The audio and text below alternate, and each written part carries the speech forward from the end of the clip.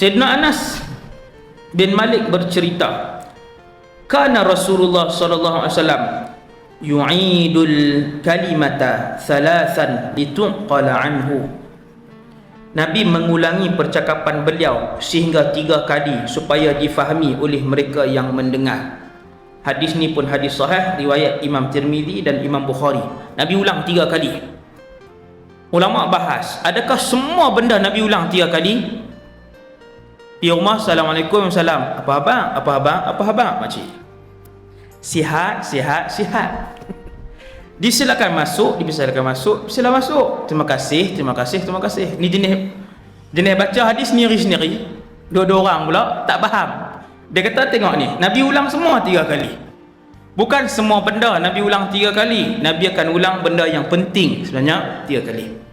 Benda yang kita berasa penting, nak beritahu ke anak kita, pesan hari ni Umi balik lambat sikit. Sat lagi duit Umi tak atas meja.